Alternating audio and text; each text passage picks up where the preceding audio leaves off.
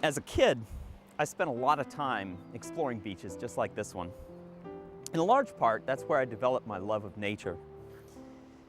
30 years later, and I'm still drawn to places like this, but I can't help but to notice how much things have changed and wonder what beaches like this will be like 30 years from now. Early 70s, maybe 1,800 people lived on Hilton Head. Now it's about 40,000 in Hilton Head. Mount Pleasant, when I entered high school, had 7,000 people in it. It currently has about 70,000 people. The latest statistics have shown a 50% increase in permits in the last 2 years. That translates into houses, roads, shopping centers. With every new person, we have new pollution, we have new cars. It just adds up. Everybody needs to pay attention. You know, if you think you're immune to it, you really are deceiving yourself. We're not going to stop it. They're coming. The reason is the beauty and the natural resources, the environment. If we keep growing, we're going to impact that environment significantly. And then the question that we put out there is that what we want to happen?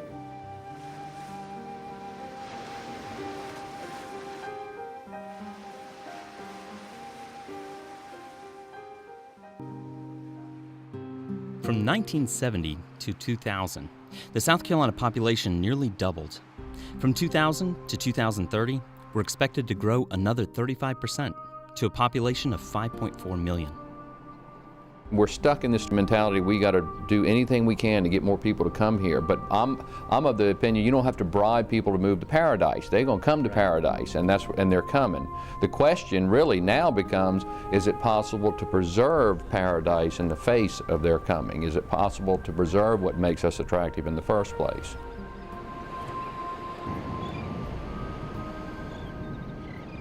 We're not the best in education. We're not the highest per capita income. We don't have the biggest state budget. You know, those aren't things we're number one in, but we are about number one in quality of life, and we need to make sure that we cherish and protect that. We've moved from the 80s when we were the 9th fastest growing in-migrant state to the 90s when we were 7th, and according to the Center for Carolina Living, we're now about 5th. So we're an attractive place. Folks who want to live on the coast in the Mid-Atlantic region, really ground zero is South Carolina. What we're continuing to see is challenges to our beachfront management program from folks wanting to continue to build seaward, and then you've got Mother Nature continuing to move landward, and you're on a collision course there. Water draws people. Whether it's at the coast, whether it's at the lakes in the upstate, whether it's at the rivers, they're going to follow water because that's the amenity value of water. People want to be near water. And South Carolina rivers, lakes, and coast are the draw. But water is also the resource for our communities. For most of the 20th century, it was a curse that the Industrial Revolution largely passed us by, and we would do anything in our power to bribe bits and pieces of it to come and reside with us through economic development incentives. That paradigm has completely changed. Now, the fact that we have not been impacted, that our environment and our landscape and our quality of life have not been impacted by the Industrial Revolution is a big draw. Another factor that contributes to that is what I call the world is flat effect. The internet and email, with information being able to travel at the speed of light around the globe, really flattens the playing field. People can live and work wherever they choose to. They're not tied to a particular metropolitan area. I know people running New York City firms from the Isle of Palms. I think a lot of South Carolina's growth is coming from retirees. You just have to look at the figures about right now, or in 2004, the last year for which we have statistics, there were 1.2 million people over the age of 50 and 500,000, a little over 500,000 people over age 65. Our country is aging, everyone knows this, and our state is no different. Historically, these new retirees have gone to the coastal communities, but I think now retirees are coming everywhere in the state. Only Nevada, Arizona, and Florida outrank South Carolina in migrants over 65. Whether they're coming to work or perhaps to retire, the fact remains they're coming at what many consider an alarming rate. I sat down with Dr. Jeff Allen, a researcher at the Strom Thurmond Institute, who studies and accurately predicts South Carolina's growth patterns. If you look across the country at areas of rapid growth, you'll see very similar patterns to what we have in the coastal areas. We essentially have 4 kind of hot growth areas in South Carolina. The coast is one area, the Midlands area around Columbia, the Rock Hill, Charlotte, Mecklenburg area, and the I-85 corridor. Based on Dr. Allen's models, the Charleston area can expect 7,500 new residents each and every year until 2030. In that same time, its urban footprint could expand to 868 square miles. It was only 70 square miles in 1973. In a few years, will our favorite fishing hole, hunting ground, or hiking trail still be there? You know, I think we have to ask ourselves, is that really what we want to have happen? And if we say yes, what do we gain? What do we lose? What's it going to cost? And who's going to pay that bill?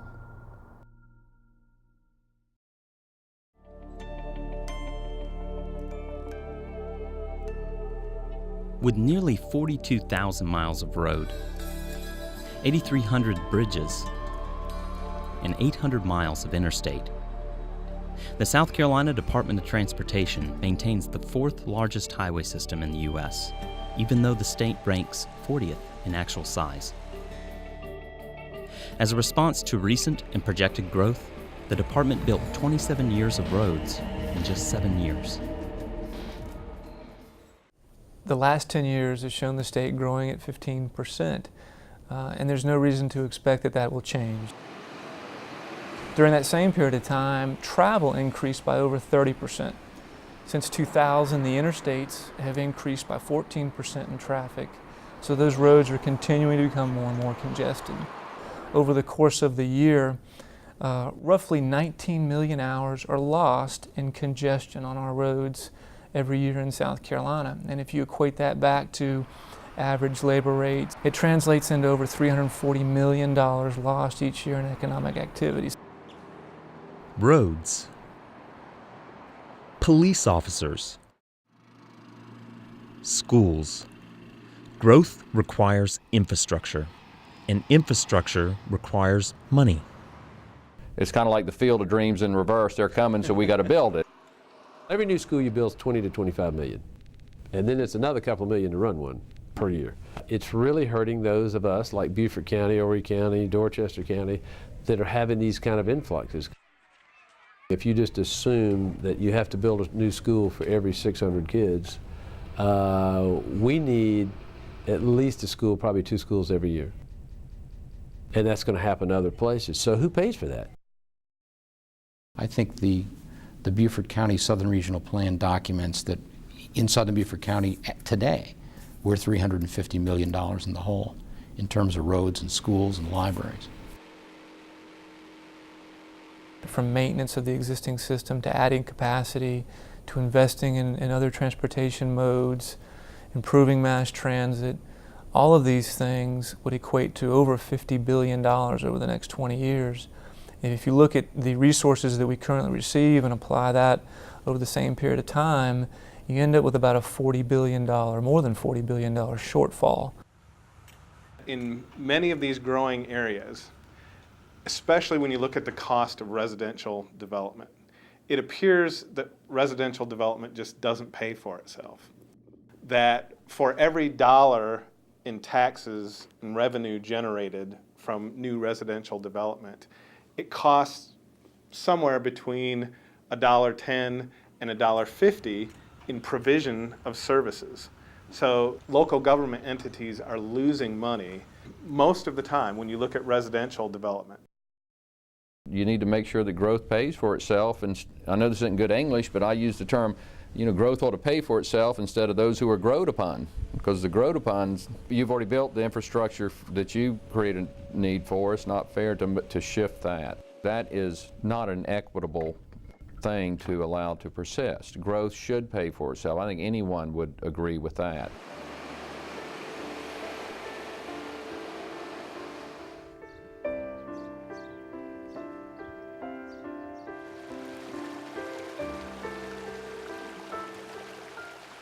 How do we pay for growth? Do we place the burden on developers and homeowners through impact fees? Or are we going to risk driving out long-time residents by raising property taxes? Well, people don't see eye to eye on how to pay for growth. Long-time residents who had high-value amenity properties may find themselves suddenly millionaires, but having to leave their property because they can't afford the taxes.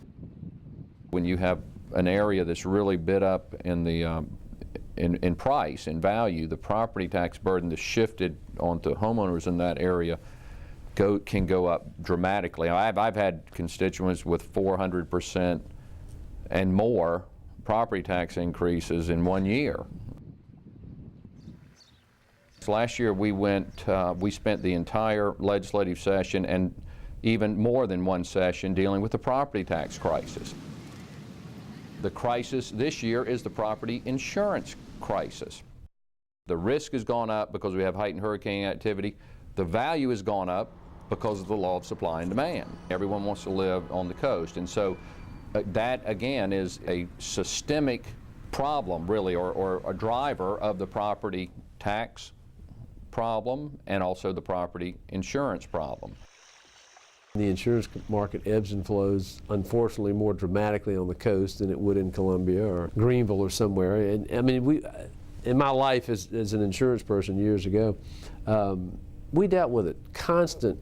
I would say 25 to 40% swing, sort of, over 2 or 3 year cycles, up and down. What's happened this time is it's, as you say, it's a 300% swing. It's cocktail talk when it's a 25% swing and you go and you complain and you tell your buddies you're mad about your insurance. But when somebody hands you a bill that's 300% of what it was last year, you start calling the commissioner and your senator and the governor and everybody. Insurance is costing more and more each year. But for many on the South Carolina coast, money may not be the problem. One day soon, we may not even be able to get insurance at any cost. Even the Director of Insurance isn't immune to the problem. Shortly after visiting with Director Richardson, the property insurance on his own coastal home was canceled. This is a real problem for us. We have insurers declaring that they're going to pull out policies, cancel policies, not renew policies, not just on the Sun Coast, okay, because they've been doing this since Hugo and Andrew. They're pulling out of Chesapeake Bay and out of the boroughs of New York City and out of Cape Cod and even up by Boston. And I'm telling you, there's going to be a hue and cry up and down the eastern seaboard that's going to be interesting to watch. We're in full-scale panic right now, and I think there's some companies that are taking advantage of it. It's a big issue. No insurance means no development. We can determine the cost of a road, a school, or a library. But what about clean water? What about shrimp, sea turtles, birds? What about a quiet walk along the water's edge? How do we put a value on these things? Preliminary models predict that by the year 2030, coastal counties could lose 30% of their forest land, 50% of cultivated farmland, 35% of wetlands, 70% of tidal creeks, and 60% of shellfish beds. When we do these kinds of studies, these what are called fiscal impact studies, they only look at dollar costs that are generated and dollar revenues that are brought in. They don't take into account a lot of these environmental costs. You lose, 150 acres of habitat for some very important species of plants or animals. Right. It's just not taken into any of these fiscal impact studies. And it's a very hard thing to do. One of the great scientists in our country, Ed Wilson, a good Southern Baptist boy, says that this is the thing that our children will least forgive us for. This destruction of the planet's biological life, and we're in the middle of that now. It's the first great wave of extinction that humans will have caused. We start thinking about what, not only the impact, say, on traffic patterns or on how many new classrooms we need, but what happens to the adjacent environment and its ability to be the sort of place we want to be. You can't dictate where people go. People are going to go where they want to, where they see an environment that looks like it'd be a better place to live than they've been living, which is what happened with Florida. But what you also learn from that negative side is unless you plan for and manage that growth will then suddenly decrease the value of the environment, its ability to cope with people, and it becomes a much less nice place to live. People are leaving Florida and they're moving here because Florida has been so ruined by overdevelopment that the quality of life has been so diminished that they're fleeing it. Are we headed down that same road? Literally paving South Carolina into a place that future generations won't even recognize. According to the South Carolina Conservation Bank, growth that has occurred and is projected to occur between 2000 and 2015 drastically increases the amount of land covered by concrete and asphalt, to the tune of 40 million square feet of office space, 45 million square feet of retail space, 30 million square feet of warehouse, 13,000 hotel rooms, and 50% more paved roads. Development of the coastal zone affects our environmental quality and ultimately human health. One, we found that as you go from paving 10 to 20% of the environment, you begin to have changes in the physical chemical environment. And that means the amount of contaminants in the sediments, the amount of bacteria or fecal bacteria in the water. Biological changes and ecological changes in the kinds and abundances of animals occur a little later in the process. They occur somewhere between 20 and 30%. I'm not sure that after we've exceeded 30%, we can reverse the ecological changes.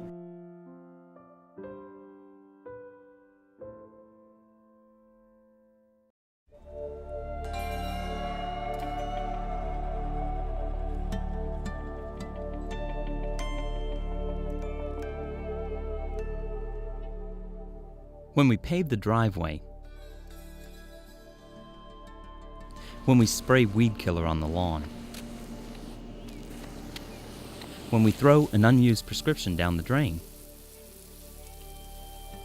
we impact the quality of the water and every living thing. According to the U.S. Department of Agriculture, more than 1/2 of the South's surface waters may be troubled waters. For the last 20 years, we've actually studied a pretty standard suite of chemical pollutants that are released into the environment. And we haven't paid probably as much attention as we should to what we term here at the lab emerging chemicals of concern. One of those that it's a really big deal is flame retardants. They've provided a level of protection. Unfortunately, they don't stay where we put them. And we're finding that they are accumulated in tissues of animals. Then the other class is we have these new generation pesticides, which were supposed to be safe, i.e. they have short half-lives. They also released into the environment, we find that there's levels sometimes that are high enough to suggests we need to have a level of concern. The pesticide decays, but the decay products are toxic. The other kind of chemical which we're seeing out there, which is of concern, are pharmaceuticals. Right. The Center for Disease Control reports that nearly 50% of Americans are taking at least one prescription drug at any given time, and 17% take more than 3. When we ingest these prescription drugs, a lot of times it comes out in excess amounts might come out in feces and urine, goes down the toilet. When a particular prescription expires, what do you do with it? You dump it down the toilet. All of this ends up with a significant amount of pharmaceuticals going into our wastewater treatment plants. When you looked into the streams of North Carolina, they found that there was Prozac in the water because it passes through the body and comes out as exactly in its form in which you took it. And that affects the nervous systems of some of the clams, and they release their young, their larval stages, earlier than they should. We're finding that some of the hormonal byproducts, estrogen and other hormonal byproducts, are affecting the reproductive cycles of fish. Anytime you affect one part of the ecosystem, fish for example, you ultimately affect the entire ecosystem. Ultimately, humans are part of that ecosystem. And so when you start changing the way an ecosystem functions, sooner or later, humans are going to feel that change. It may be as simple as not having as much fish to catch. What about eating fish that have elevated levels of estrogen? Yeah, right, exactly. We don't know what the consequences of that are. It's very likely that in the future we'll develop limits for the ingestion of fish that have pharmaceuticals in them. You don't have to eat contaminated seafood to get sick from contaminated water. An innocent day of fun in the sun could put you at risk. Ear infections, diarrhea, hepatitis. The Natural Resource Defense Council estimates that 1 in 10 beachgoers, as many as 7 million Americans, get sick from swimming in contaminated water every year. How healthy are South Carolina's beaches? In 2006, 39% of those monitored had at least one advisory. An advisory is issued when bacteria level is too high or when heavy rains are predicted. What does stormwater have to do with the health of a beach? Well, the more ground we cover with roads and buildings, the less stormwater can be absorbed into the ground. It travels across driveways and parking lots, picking up oil drips and pesticides and anything else that gets in its path. Frequently, it ends up in the sewer system and can cause it to overflow, spilling sewage into the places we walk, the places we swim, the places we live. All of us like beautiful homes, beautiful yards. We like our paved driveways. All of that results in a lack of infiltration of rainwater. So when we have a decent downpour, everything runs off. And with that runoff, it carries all the oils and greases from our cars, from the parking lots. It carries fertilizers from our lawns, from our golf courses, herbicides that we use. All of those things end up in the river. The ripple effects of poor water quality are really far-reaching, from contaminated seafood to sewage spills and even sick beaches. But did you know that the average American household consumes 127,000 gallons of water every year? Now that makes me wonder, is our water quantity also at risk? We are putting right now probably in an average day in the summer 17 to 18 million gallons a day of potable, high-quality drinking water out on the ground to grow sod in Beaufort County. That's crazy. Each person demands X number of gallons of groundwater. They demand X number of gallons of wastewater. So as populations move, you have to figure out novel solutions to those problems, with the idea that the constriction for the resource is getting narrower and narrower as time goes on. If we eliminated all point source discharges, that means all municipalities stop their discharge, all industries stop their discharge, and in essence, we totally stopped all economy, it would not solve the problem in the Savannah Harbor.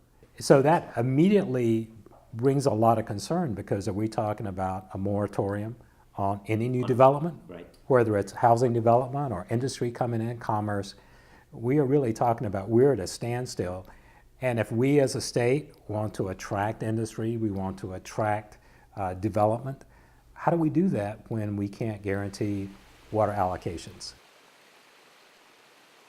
South Carolina is blessed with abundant water resources, but the fact of the matter is it doesn't always rain when we need it to rain, and the water doesn't always fall where the people are. Water is not only already more precious than oil. I mean, why is it that we're disturbed about $3 for a gallon of gas, and that's only a third of what the world pays, but I will pay $5 for a liter of water? Now, I'm telling you, that's really very significant. One of the things that I tell people all the time is cities with abundant and affordable water will be the economic winners. We historically think in terms of political boundaries. We think in terms of South Carolina. We think in terms of Georgia, right, in different counties. But the river and the watershed, it knows no political boundaries. All 3 states, all 44 counties that have an impact. We have to look at the entire basin. The groundwater under Hilton Head Island, which has been historically the primary water supply for Hilton Head Island, is being contaminated by salt water. And that salt water is being pulled in from the ocean because of overpumping of the groundwater. Savannah pumps right around 60 to 65 million gallons a day out of the aquifer. Once it's contaminated, you're not getting it back. I mean, you can't just simply, it isn't going to restore itself in our lifetimes.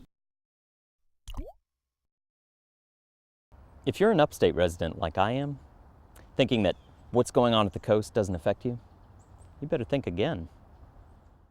What do we do about the water table? I mean, if we put another 200,000 or 300,000 people pulling on the water table, I don't know. Is there enough water? Maybe there is, maybe there isn't.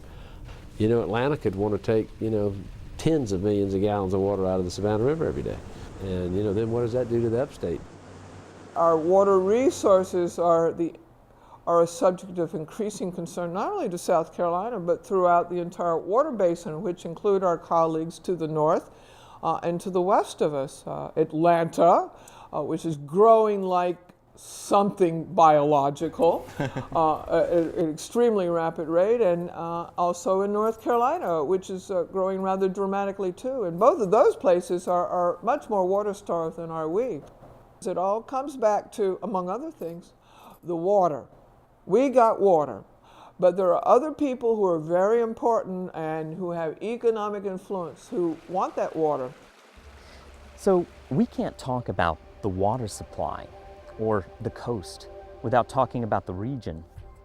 But issues this complex are not just affected by what goes on in our area, they're affected by what goes on throughout the world. There are big uncertainties, how fast the impacts will come, how severe they will be, even where they will be, or what will happen in particular areas. There are a lot of uncertainties, but the fact is that we're putting these gases in the atmosphere at very rapid rates. We're changing the composition of the atmosphere. It's like turning up the thermostat on a sleeping blanket. That blanket is surrounding the earth, and we're turning it up. And the world is getting warmer, and it's beginning to change. And that's all happening now. That's not some futuristic thing. The change in the climate is going to result in more extremes. When it is wet, it will be wetter, and when it is drier, it will be drier, and when it is hot, it will be hotter, and when it's cold, it will be colder. We've talked about global sea level rise for quite some time, and there is new and disturbing evidence to suggest that the potential of a dramatically accelerated rate of sea level rise could happen, not in the far distant future, but indeed in the lifetime, certainly the lifetime of our children, or not even grandchildren. We are now seeing changes that are observable with the human eye that we could only speculate about 10, 15 years ago with extremely high-powered computer modeling. We could see changes on the orders of 25, 50, 75 meters, which can go a long way inland in an area of low elevation like the coast of South Carolina, fairly dramatically.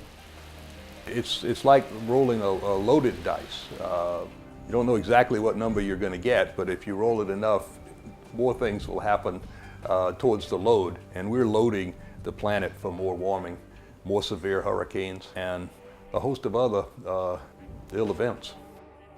We have a number of models that make projections of what climate change might bring. Two of the more prominent ones have very different projections for what happens to South Carolina. But one of those two shows that South Carolina and much of Georgia becomes a big grassland savanna, too hot and too dry to support trees. I mean, it's amazing. And that's in the latter part of this century if we don't do something about it.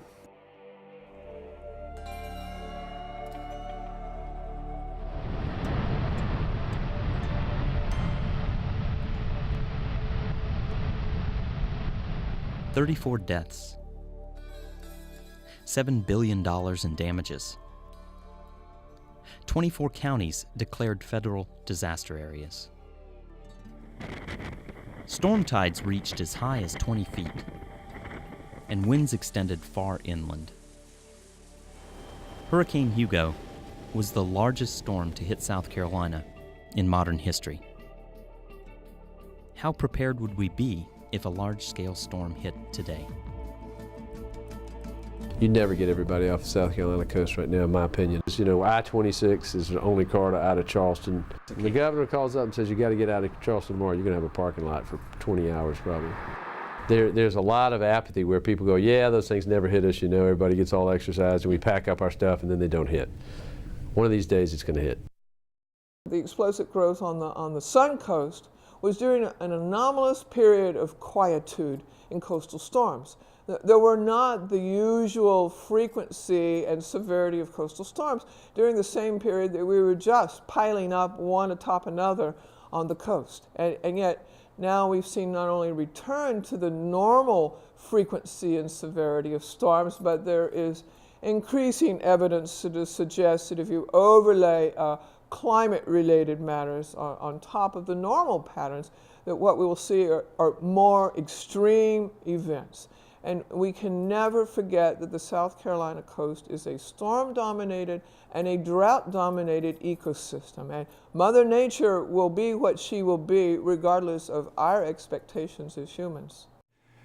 The way the coast has grown over the last, what has it been now, 17 years or so since Hugo, it's going to take an extremely long time to be able to safely evacuate everyone along the coastline. 89 was crazy, but you know, we have a lot more people here than we did back then. Our roads we don't have that many more miles of roads. Since 2000, we've been able to add about 400 lane miles of capacity to the state, and it sounds fairly significant, but when you look at that compared to this total system size of lane miles, we've really only added 0.4% of additional capacity to the system. So I think that really goes back to the old adage that you can't build your way out of congestion. Roughly 1/4 of the state's population resides east of I-95, and coupled with the tourist activity along the coast, there's no question that there will be and continue to be challenges for evacuating the coast. Just about every project that's either programmed or planned along the coastal regions in some way or another considers hurricane evacuation in its purpose and need. But obviously, as we've talked about, capacity is not going to double overnight. And really it gets down to being able to implement the plan, coordination with various state agencies, communication, and making sure that plenty of advance notice is made available to the public so that they can leave as safely and as efficiently as they can. How much notice will we need to get everyone safely off the coast? It's going to vary on the location and maybe the time of year and the conditions. Say Myrtle Beach on Labor Day weekend, where you've got essentially the perfect storm. You've got all hotels completely full. It's very active. You've got a Category 4 or 5 storm that's approaching. There needs to be plenty of advance notice. 24 hours in some cases may be needed to get everybody removed from the coast.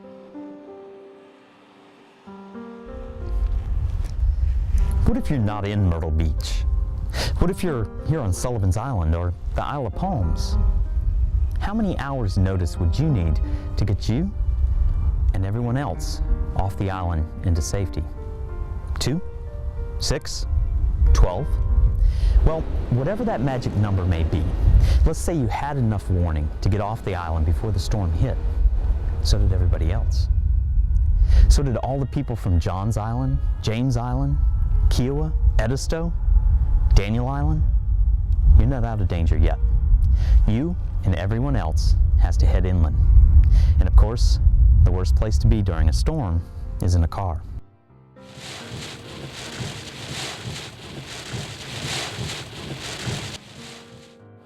Let's say you make it this far, Columbia, but so do thousands and thousands of other people. Where will you stay? Will there be clothing, water, food?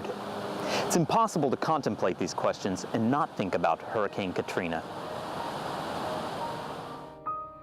Katrina was significant enough to catch a lot of people's attention. I mean, it wasn't just a Louisiana storm. And it really has taxed our ability to recover in terms of the resources that are available publicly for rebuilding and recovery. Was Katrina a natural disaster, or was the disaster that resulted from Katrina really man-made? Well, that's an interesting way of asking the question. I think the answer to that question is yes and yes.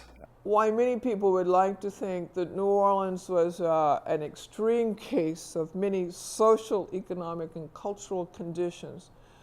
New Orleans is merely a mirror for all of us. From the moment that they settled the ridges around where we now call New Orleans, that which unfolded was not unimagined. It was our response to it that was unimagined. It was our failings as a society that was unimagined. Mother Nature does what she does because that's what shapes the world. It is how we respond to it that makes it a disaster. These are natural events. Humans determine whether or not is it a disastrous event. The city second most at risk from failure of levees in this country is Sacramento, California. And that's millions of people and an economy that's extremely important to the U.S. It's also a state's capital. I've never heard anyone suggest that we should move everybody out of Sacramento or that we should move everybody out of Charleston or Hilton Head. But those are questions that we need to put on the table and we need to be talking about. Can we afford to have Katrina-like disasters on an annual basis in this country? And I would submit no. We cannot afford to make the choice between paying interest on the debt, paying Social Security and Medicare, engaging in foreign adventures, and responding to Katrina-like events. We do not wish to make that choice, but we are at the precipice of having to make those choices in exactly that cold and calculating a way. And none of this is all my personal opinion and is not the opinion of my employer. When we think of hurricanes, we tend to think about the high winds. But one of the most dangerous aspects of a hurricane is actually flooding. In 1999, the waters that accompanied Hurricane Floyd caused more than $500 million in crop damage and destroyed more than $12 million in livestock. 69% of the human deaths associated with Floyd were from drowning. Loss of life. Destruction of property. What about business? Could a hurricane cripple our economy? Tourism and shipping are two of the coast's largest economic engines. But their impact is not limited to the coast. Tourism contributes more than $9 billion to the state and supports more than 200,000 jobs. In fact, the Port of Charleston is the busiest container port in the South. In 2005, it handled cargo worth $46 billion. I believe that a good bit of the Greenville, Spartanburg, upstate manufacturing economy has some dependency upon our Ports Authority as well. We are all economically tied together. Just as everything in the natural landscape is tied together and dependent upon the existence of a balance, a dynamic balance. So we are tied together whether or not we're in Anderson or Rock Hill or even up in the PD. We are all cousins in this economy and in the challenges for the future.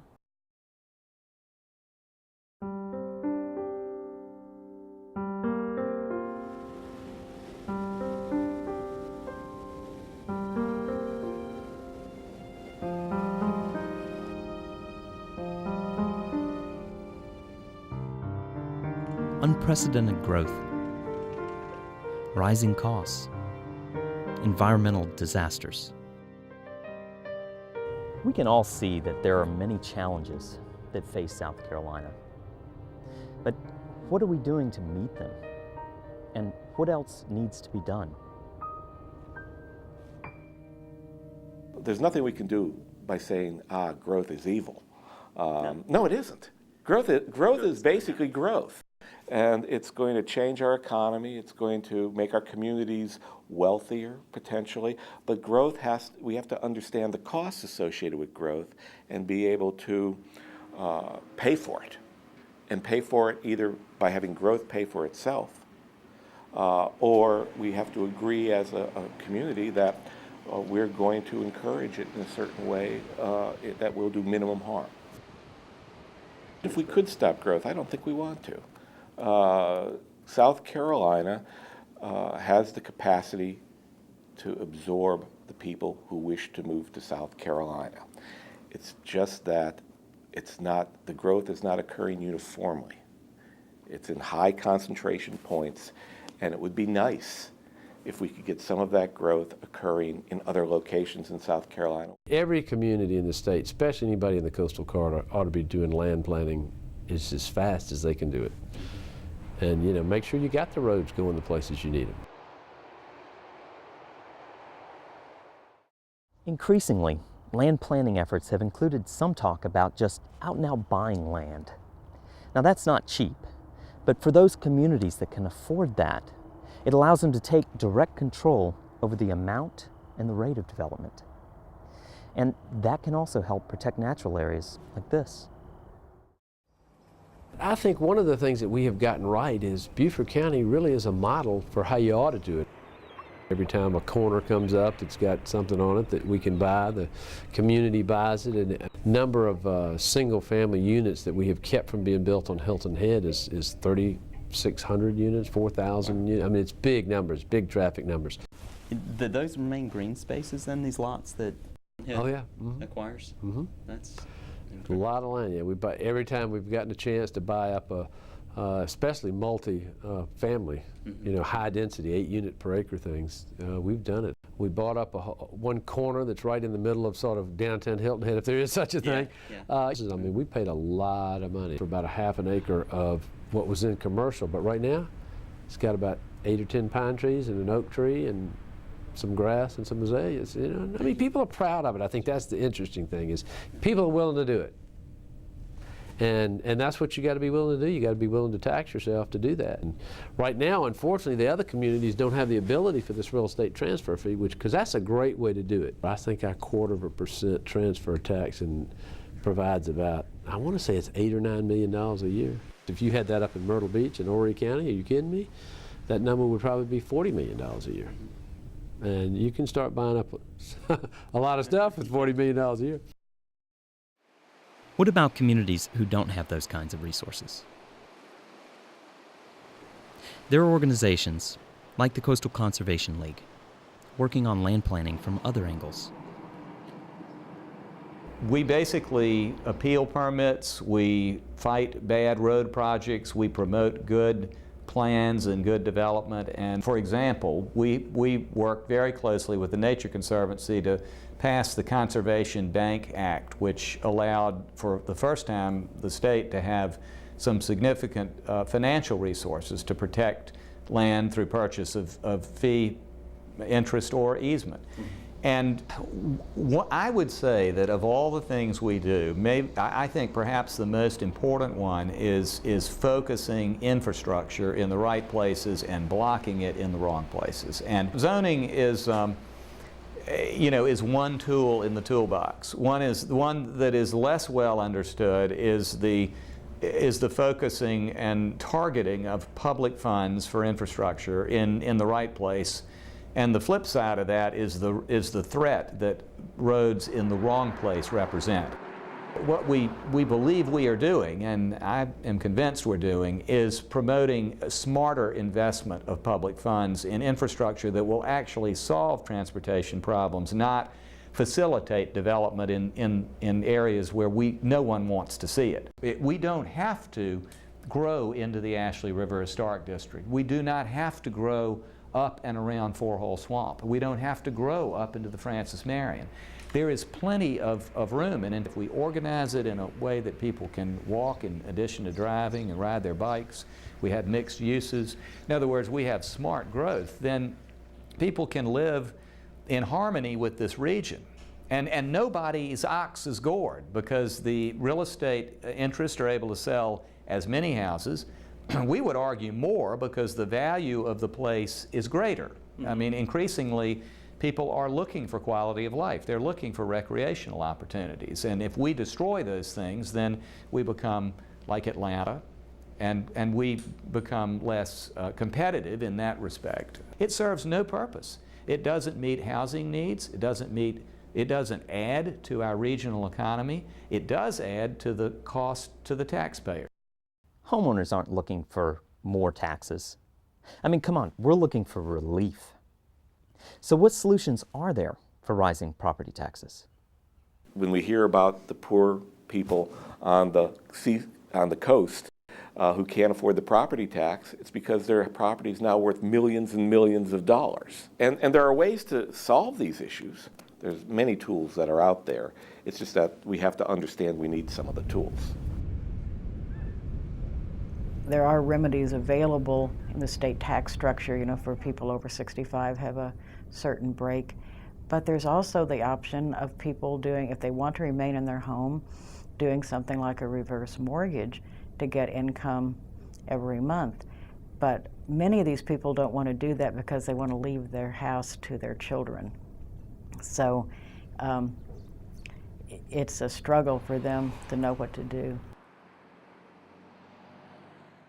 Of all the issues surrounding growth, the one that concerns me the most is the future of our water supply. Clean and abundant water is one of the primary factors that sets apart our nation from those that deal with death and disease on a daily basis. Sooner or later, there's going to be regulatory pressure on all the users of the water to reduce the amount of nutrients they're putting in. So why not go ahead and start implementing that now, so we can do it gradually and do it methodically so it works well, instead of having to do it all at once in response to some regulatory pressure. We're getting to a point where we're right next to each other with growth, and we need to share ideas and share data, share committees and share thoughts.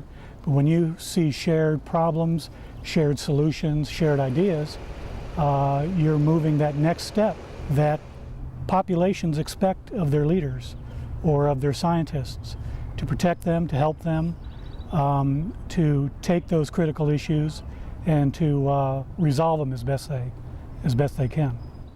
We're going to have to understand that water costs money. What if we simply charged a penny per 100 gallons of use, or a penny for 10 gallons of use? If we did that, then when Atlanta looks for a withdrawal of $700 million a day, Just do the math. Eventually, we start at least getting some money going back into the basin to improve the water quality.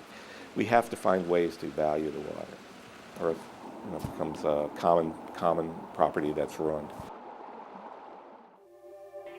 Climate change, sea level rise.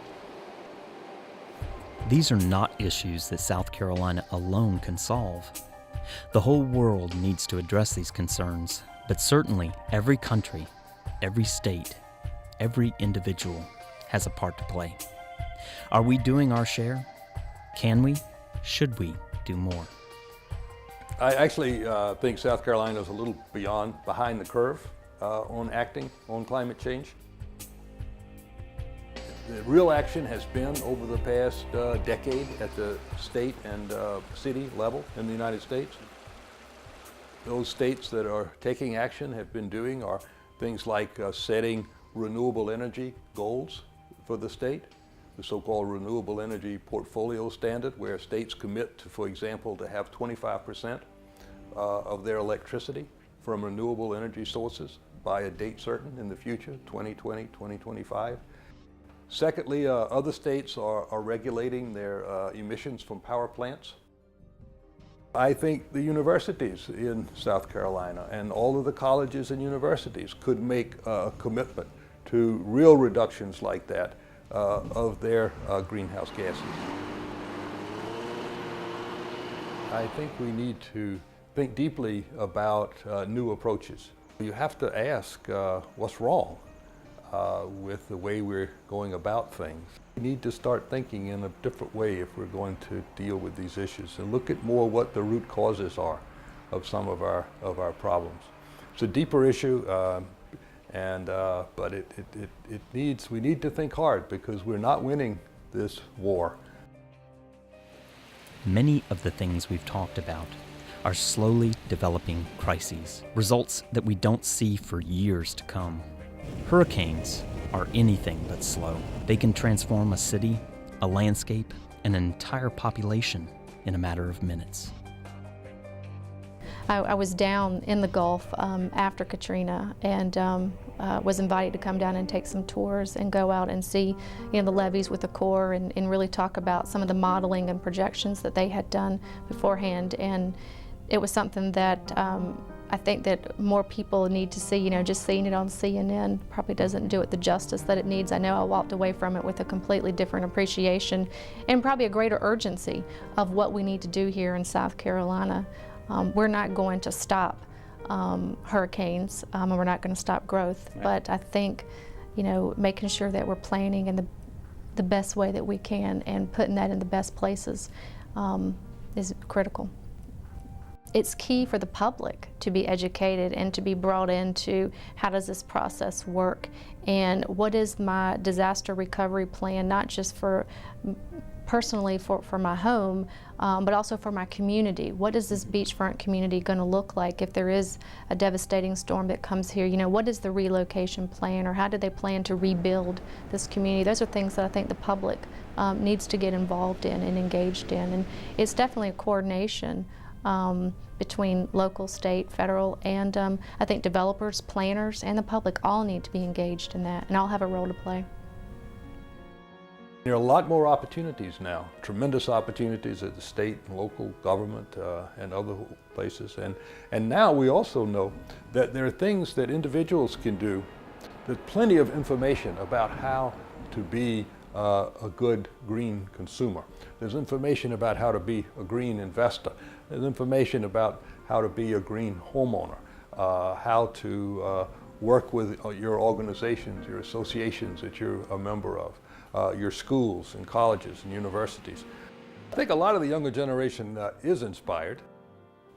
I think it's time for a new environmental movement in our country, and I don't think there's any group that can lead that other than young people. We need them to take the helm because my generation, we didn't get the job done. We made some progress, but we didn't get the job done, and now we're retiring. And we really need a new generation of young people to come, take the helm, and do a better job than we did.